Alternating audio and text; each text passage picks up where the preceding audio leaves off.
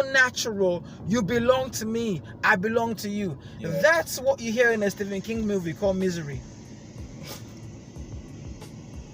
Would you really listen to what's being said? Exactly that. You can't listen. If your brain is set to shield yourself from nonsense information, you pick out exactly what's happening. If you are blandly just going, Singing it's along. just lyrics, Yeah. you're gonna fall prey to that. When you set your mind, okay, you know what they say, what's the information that's happening right here? You will filter out the nonsense. Question. Answer. Because what you're saying is spot on, and I find What now. you're saying is, bro, stop it. I feel like. I feel no. Right. Okay. So what you mean to say? What you really mean? So in contrast, Oh God, I don't know how he got through that interview. That man is strong. I don't know how he stayed so composed. poker face. What I was gonna say is, I notice what you're saying. I get, and I see this stuff more and more. Like I think your level of perception as you evolve changes, right? And so now there's a lot of stuff I can't really watch or listen to, because let's say I don't really watch TV, but let's say something's on and I see that same dynamic you're talking about, where the guy is just like the clown, and you know the family don't respect him, and like I realize I'm being programmed constantly. I'm not gonna watch that. I was listening to some old R&B the other day, and then some song came on, some Jodeci song came on, and he was just saying some more of that foolishness. It was just like, you're my ear, like I can't breathe without you, some foolishness. And I was just like, ugh. Just like, switch. So do you apply that then? Are you very conscious of what your inputs are? Very, always conscious. Everything. And so would you not take stuff in then when you know that, similar to what I'm saying, like that's not... Well, I'm grown. I know better. But for the ones who are younger, who don't know better, that's the problem. Like for me, if it's not for me, it's not for me. No matter how you want to say, but Kes, just try this. Charlie, so you wouldn't listen to stuff, music like that, for example, you wouldn't listen to? No. Yeah, that's what I figured. I just wouldn't. I wouldn't even say, let me just try. No. I'm just not doing it. Not for me. Just stubborn. It's the truth. Stubborn is good when you use it right. Hard-headed is good when you use it right. Not just necessary. It is necessary to learn to say no to something. Yeah, absolutely. You know what you're about. Again, foundations. Shaky foundations, you accept everything. Once you know your foundation, like external source can't affect you. Can't affect you at all. Not at all. Someone said to me about that he worries about his daughter. Like, your child is 4, but he's worried about that when she grows up, and he doesn't want like her dating a waste man. So here's what it is, right? If your child is 20 and dating a waste man, what does that say about you? Damn. It says that you didn't give her a shaky foundation. You didn't give her a good foundation. Yeah. You gave her shaky foundations. Because she should know this is a waste man. I'm not doing what this. she saw in you, she looked for in someone outside. Symbolism. This is what I tell everyone. If you want people to respect you, make yourself a respectable person. Because symbolism is not just on television. That's what I was going to say. You are a symbol. And you don't get this. Your actions, symbolism. Your words, symbolism. Your dress code, symbolism. Everything you do and don't do, symbolism. You don't get. That's why I tell people, you need to learn to think before you talk. You don't always need to have the last word. You don't. I went to a training at work today. It was just a quick 1-hour training, and midway through it, a new kid had started, and they essentially didn't have a place to put him. So they said, is it okay if he comes in while you're training? And he walked in, and he was wearing like a black dress shirt and black trousers. But just the way the belt was done up and the way the shirt was tucked in, it was in such a sloppy way that even though I don't know him, straight away, there's a perception.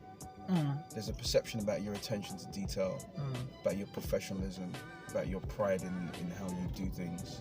And then his hair wasn't very well groomed, and his facial hair was a little bit, do you know what I mean? And it's an establishment where they have got high standards, and it's the same thing you just said. It's like you're constantly communicating, like with every single thing you do. You can't not communicate. It's like, there's some people might say they don't like brands, for example, but you're a brand yourself. You're a brand.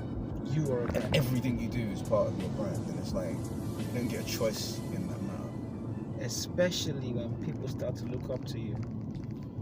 This is why, again, it goes back to the whole, you get a character in the movie, and then they wear this, they do this, everyone wants to buy what they're wearing.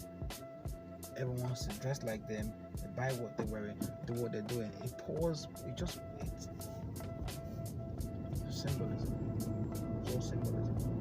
So symbolism is your visual concept, is how you see like things. But again, one thing I would like to just, because I said this already, or I will say it again, a lot of people have got to learn to think before they talk. I cannot beat that enough. It's like the fight in the weekend. I nearly interrupted you and said, but I feel like, but just stop us. Just for jokes. I like that. Yeah, but I feel like. I feel like sometimes you just gotta get. Sometimes you gotta get out your chest. Oh man, that's one of my pet peeves. Is people that just can't control themselves and just. It's hard. It's really hard, and I get that it's hard. I'm not gonna downplay it. It's a reality. It's hard. It is hard. It's hard, especially when you are used to a bad habit. When you are used to interrupting people, talking over somebody, and it's normal. It's hard. Now, this thing is, bro, I can't explain it how much, because I had a friend where every conversation that we had, now I would say 10 words. She would say 100 words. Now say 10 words, 100 words. I'll say 10, you say 100. Now, bear in mind, when I'm saying my 10, when I get to 7, she interrupts me. Cool. 7 interrupts me. Cool, no problem. So then what I did was, I never interrupted her. Whenever she's talking, I just sit down there. Now listen, the whole time. And because she's so used to interrupting, and also so used to being interrupted, it was weird for her to finish a sentence.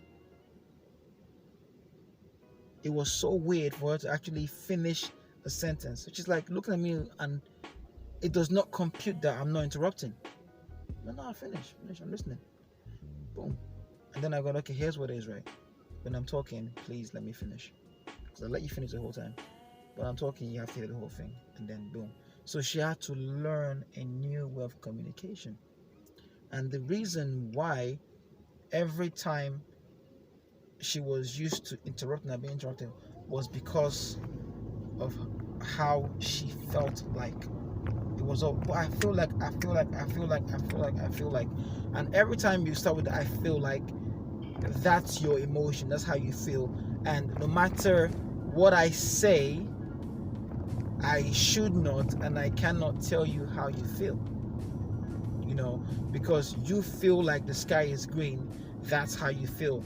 I have to respect and understand that that's how you feel. Even if it's not green, I have to respect that. But then when I say, okay, here's what you do, right? Your next 5 sentences, say your next 5 sentences without starting with I feel like.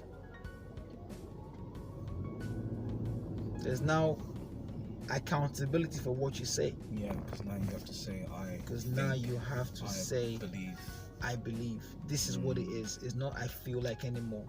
Mind blown. And that can be challenged. Whereas, as you say, I feel what you feel can't be challenged. But the world now is so focused on the subjective. Because to me, this is the difference between almost like subjective and objective reality, right? Subjective is like, this is my perception, this is what, and who can argue with that? And that's where we're at now. It's, you know, someone can feel like they're a certain gender, they can feel like this, and it's like, it's almost like anything's possible and it can't be challenged, because now we're kind of doing away with objective reality for the most part in society now. It's very strange. And the amount of times since we've been having these conversations, the amount of times I notice people, men and women, saying I feel like, it's actually shocking. There's nothing wrong with your feelings.